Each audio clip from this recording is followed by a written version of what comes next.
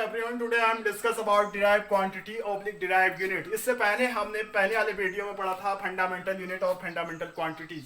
अब देखो fundamental quantity, इससे पहले मैं कहीं जा रहा, फंडामेंटल क्वांटिटीज जो फिजिक्स के लॉ और उससे एक्सप्रेस्ड होते हैं और किसी और चीज पर डिपेंड नहीं होते, हम उसे फंडामेंटल क्वांटिटी और फंडामेंटल यूनिट कहते हैं. ऐसी derived यूनिट मीन्स जिसको हम फंडामेंटल क्वांटिटी के टर्म्स में एक्सप्रेस कर सकते हैं, उसे हम क्या कहते हैं? Derived quantity. Derived unit means जो फंडामेंटल यूनिट के टर्म्स में हम एक्सप्रेस कर सकते हैं, उसे कहते हैं डिराइव्ड यूनिट. या हम कह सकते हैं डिराइव्ड यूनिट मींस जो हम फंडामेंटल क्वांटिटी से मिलकर बनी होती है, उसे हम कहते हैं डिराइव्ड क्वांटिटी. या जो डिराइव्ड यूनिट मींस जो फंडामेंटल यूनिट से मिलकर बनी होती है, उसे कहते हैं हम डिराइव्ड यूनिट. अब इसके एग्जांपल देखो. जैसे मैं कह रहा हूँ डिराइव्ड, हमने पढ़ा था फंडामेंटल लेंथ, मास, टाइम और टेम्परेचर, करंट, ल्यूमिनस इंटेंसिटी और अमाउंट ऑफ मोल. ये क्या पढ़े थे हमने? Fundamental quantities. तो अब डिराइव्ड क्वांटिटी इनसे ही मिलकर बनी होती है. जैसे मैं कह रहा हूँ डिराइव्ड क्वांटिटी का एग्जांपल दे रहा हूँ, स्पीड. स्पीड क्या होता है आपका? Distance upon time. Distance upon time. ये क्या है? स्पीड क्या है? डिराइव्ड क्वांटिटी है. डिस्टेंस को हम लेंथ लिखते हैं, टाइम को टी लिखते हैं. तो ये क्या होता है आपका? जो स्पीड बनी है, ये किससे मिलकर बना है आपका? ये बना है आपकी फंडामेंटल क्वांटिटी. देखो लेंथ फंडामेंटल है, टाइम क्या है? फंडामेंटल है. उससे मिलकर बना है स्पीड, इसलिए हम स्पीड को डिराइव्ड क्वांटिटी कहते हैं. ऐसे ही हम जाते हैं, नेक्स्ट है आपका वॉल्यूम की बात करते हैं. वॉल्यूम भी किससे मिलकर बना होता है? ये होता है साइड का क्यूब या लेंथ का क्यूब, एल क्यूब होता है. ये भी क्या है? किसी साइड से मिलकर बना है. ये भी क्या है? डिराइव्ड क्वांटिटी है. या हम कह सकते हैं एक्सेलरेशन. एक्सेलरेशन क्या होता है? v upon T, velocity upon time taken. या इससे पहले हम वेलोसिटी पर जाते हैं. वेलोसिटी क्या है?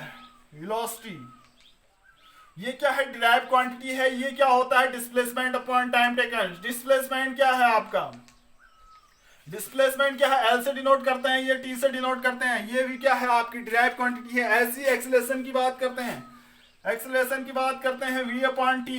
देखो v को हम l अपॉन टी के रूप में लिखते हैं. टी इसको ये क्या होगा? l अपॉन टी स्क्वायर के टर्म्स में लिखे हैं. ये एक्सेलरेशन भी क्या है आपका? डिराइव्ड क्वांटिटी है. ये क्या है? फंडामेंटल क्वांटिटी से मिलकर बना है, यानी फंडामेंटल क्वांटिटी के टर्म्स में एक्सप्रेस कर सकते हैं, उन्हें हम कहते हैं डिराइव्ड क्वांटिटी. ऐसी डिराइव्ड यूनिट देखो, स्पीड की यूनिट क्या होती है आपकी? मीटर पर सेकंड. मीटर पर सेकंड. देखिए मीटर क्या है? फंडामेंटल यूनिट है और सेकंड क्या है? फंडामेंटल यूनिट है. जैसे एक्सेलरेशन की यूनिट क्या होती है आपकी? एक्सेलरेशन होता है आपका मीटर पर सेकंड स्क्वायर. मीटर पर सेकंड स्क्वायर. मीटर क्या है? फंडामेंटल यूनिट है. सेकंड क्या है? फंडामेंटल यूनिट है. ऐसी फोर्स है. फोर्स भी क्या है? एक फंडामेंटल क्वांटिटी है, जिसे हम मास इंटू एक्सेलरेशन भी लिखते हैं. फंडामेंटल क्वांटिटी है, यानी मास एक्सेलरेशन को v अपॉन टी लिखते हैं. तो इसको हम फंडामेंटल क्वांटिटी के टर्म्स में एक्सप्लेन कर सकते हैं. और इसकी यूनिट भी क्या होती है आपकी? केजी मीटर पर सेकंड स्क्वायर होती है. देखो केजी क्या है आपकी? मास की यूनिट है, फंडामेंटल यूनिट है. मीटर क्या है? लेंथ की यूनिट है. सेकंड स्क्वायर क्या है आपकी? सेकंड स्क्वायर है आपकी टाइम की यूनिट. ये भी फंडामेंटल यूनिट है. मींस आपकी जो डिराइव्ड यूनिट, डिराइव्ड क्वांटिटी है, वो फंडामेंटल यूनिट और फंडामेंटल क्वांटिटी से मिलकर बनी होती हैं. इन्हीं को हम क्या कहते हैं? जिसको हम फंडामेंटल क्वांटिटी की हेल्प से या फंडामेंटल यूनिट की हेल्प से डिराइव करते हैं, उसे हम कहते हैं डिराइव्ड क्वांटिटी या डिराइव्ड यूनिट. इसके एग्जाम्पल जो भी है, उन 7 के अलावा जो भी फिजिक्स में हम पढ़ते हैं, वो सारी क्या है? डिराइव्ड यूनिटी और डिराइव्ड क्वांटिटी और derived unit. Thank you. Now some practical unit. कुछ प्रैक्टिकल यूनिट है जिसका हम यूज करते हैं. Long distance. ये सारी डिस्टेंस मेजरमेंट करने की यूनिट्स हैं. जैसे 1 एस्ट्रोनॉमिकल यूनिट, ये भी डिस्टेंस मेजर करती है. 1 astronomical unit is equal to 1.5 into 10 to the power 11 metre. Means ये है एस्ट्रोनॉमिकल्स और मीटर में लेसन भी है, पूछा भी जा सकता है. 1 astronomical unit equal to 1.5 into 10 to the power 11 metre.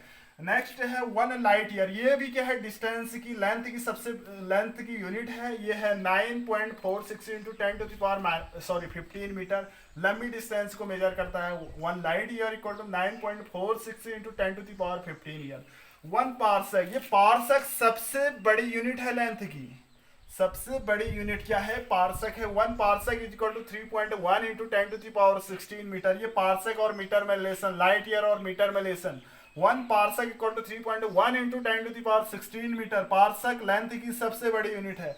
तो हमने लाइट ईयर और एस्ट्रोनॉमिकल यूनिट में क्या रिलेशन होता है, 1 light year equal to 6.3 into 10⁴ astronomical unit कहते हैं। ये भी लॉन्ग डिस्टेंस को मेजर करते हैं। पार्सक और लाइट ईयर में क्या relation, 1 parsec is equal to 3.26 into light year, 3.26 into light parsec और लाइट ईयर में रिलेशन। इसके अलावा कुछ स्मॉल यूनिट है लेंथ की, 1 micrometre equal to 10⁻⁻6 metre, 1 nanometre equal to 10⁻⁻9 metre, 1 angstrom is equal to 10⁻⁻10 metre, 1 fermimetre equal to 10⁻⁻15 metre. ये सारे length के यूनिट है। ये क्या है, स्मॉल यूनिट है, ये बड़ी यूनिट है। सबसे बड़ी यूनिट है लेंथ की 1 पार्सक। ये क्या है, प्रैक्टिकल यूनिट, लंबी डिस्टेंस को मेजर करने के काम आते हैं सारी। ये स्मॉल डिस्टेंस को मेजर करने के काम आती है। ये क्या है, प्रैक्टिकल यूनिट है जिसे आपने लर्न करना है, याद रखना है।